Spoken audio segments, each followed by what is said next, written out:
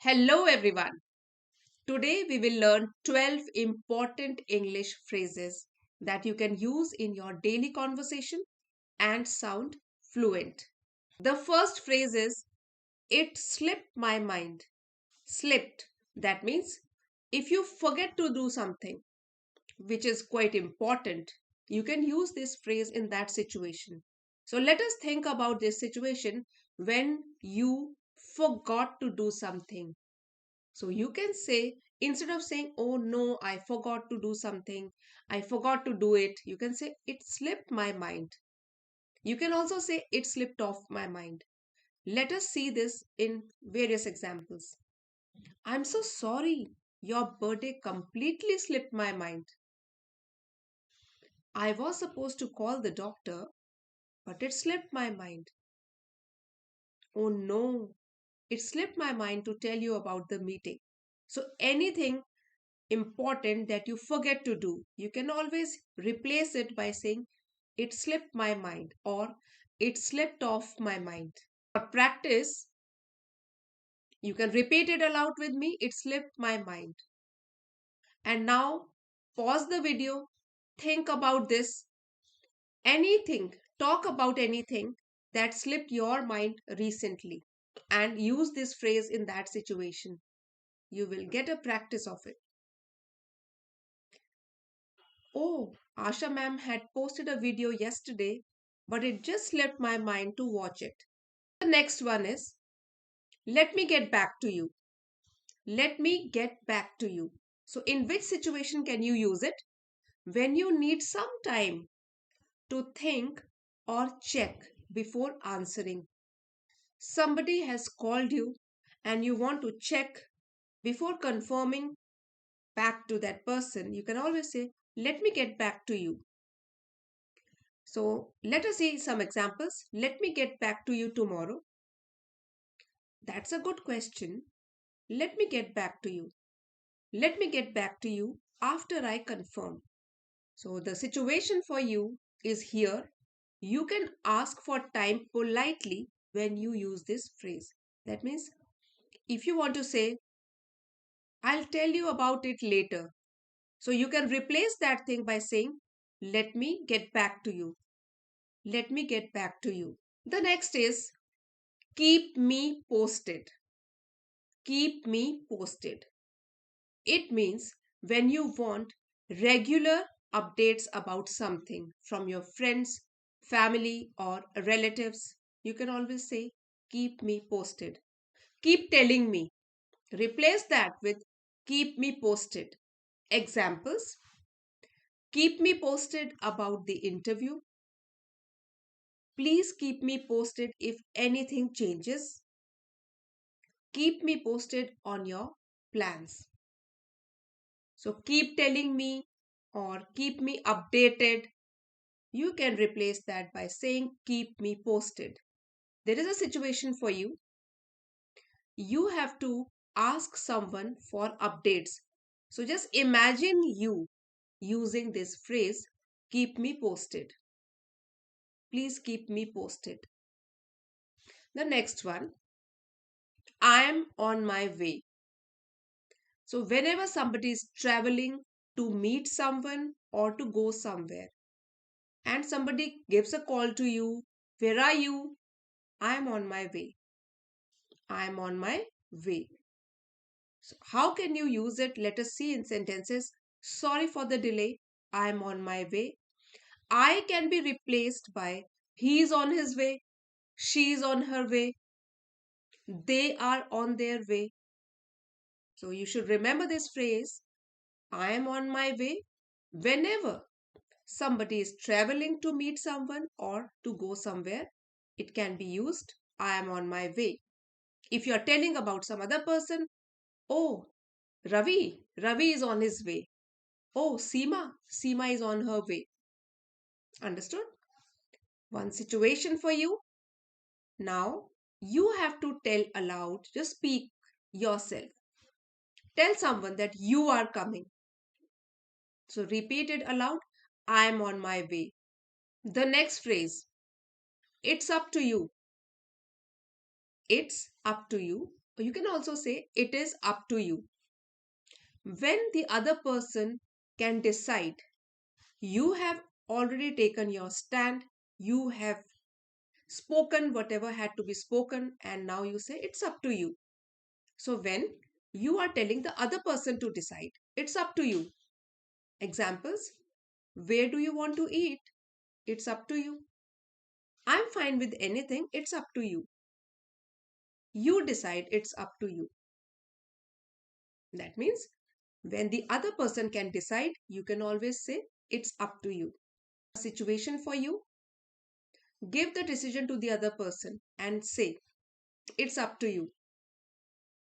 You have taken your stand, you have decided, and now you can tell the other person it's up to you. The next important phrase is, can you do me a favor? It is interrogative sentence. That means when you politely ask for help, favor is help. So you are politely asking, can you do me a favor? You can also say, could you do me a favor? Examples: can you do me a favor and call me later? Can you do me a favor? Please help me. Can you do me a favor and check this? I want your help on this. Can you do me a favor? Now, one situation for you. Ask politely for help from someone who is sitting close to you, your colleague. If you want to ask for help, you can say politely, could you do me a favor? I wanted your opinion on this matter. Can you do me a favor? Next, it's none of my business. It's none of my business. You can also say it is none of my business. Situation: when something does not concern you. You can replace my business to it's none of his business. It's none of her business. It's none of their business. That means this situation or this thing does not concern them, does not concern him or her. So my can be replaced. And this phrase is, it's none of my business. Example: what they do is none of my business. What I'm doing is none of their business. I won't interfere. It's none of my business. Now, one situation for you all. Say you don't want to interfere. So, try speaking this sentence. I don't want to interfere. It's none of my business. Why should I bother? Why should I interfere? It's none of my business. Next, very, very important. It happens with all of us all the time. It's on the tip of my tongue. It is on the tip of my tongue. That means when you almost remember something but cannot recall it. Sometimes it happens while speaking, we cannot recall the correct word. So you can always say, oh no, I can't recall that word, but it is on the tip of my tongue. Let us see some examples. Her name is on the tip of my tongue. I know the word, it is on the tip of my tongue. Give me a second. It is on the tip of my tongue. One situation for you. Try to recall a name or word and then use this phrase. Oh, that word is just on the tip of my tongue. Can't recall it. Now, next phrase. I'm fed up with this. I am just fed up with this. Whenever you are very, very annoyed, very angry, or tired of something, then you can say, I'm fed up with this. He's fed up with this. She's fed up with this. I'm fed up with this traffic. Fed up with this noise, with behavior. I'm fed up. Enough is enough. I'm fed up with this. One situation for you. You talk about something that annoys you. You feel irritated. You can always use this phrase, I'm fed up with this. I'm fed up with this. Next, I'm in two minds about it. I'm in two minds about it. What does it mean? When you cannot decide between two options. So, two options, two minds. Like I am thinking, should I do this or that? I am in two minds about it. I am in two minds about changing my job. I am in two minds about buying it. Shall I buy it or not? I am in two minds about it. Now, a situation for you. Talk about a decision you are confused about.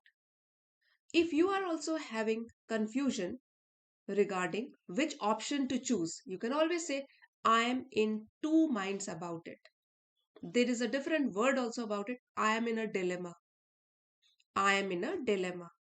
And this phrase is, I am in two minds about it. Next phrase, it's driving me crazy. It's driving me crazy. When something is extremely annoying, you get very angry. This problem is driving me crazy. Noise is driving me crazy. My phone issues are driving me crazy. One situation for you, talk about something irritating and then use this phrase. Oh no, I'm not able to complete my target and it's driving me crazy.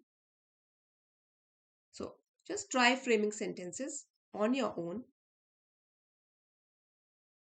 And the last is, it's a win-win situation. Win-win situation. The word win itself says you have accomplished something or there is victory where everyone benefits. Then you can say it's a win-win situation. Like this deal is a win-win situation. Everybody will benefit out of this deal. Helping each other is a win-win situation. A situation for you now. Explain a situation where both sides benefited. So if something like this has happened with you, you can say it was a win-win situation. It is a win-win situation.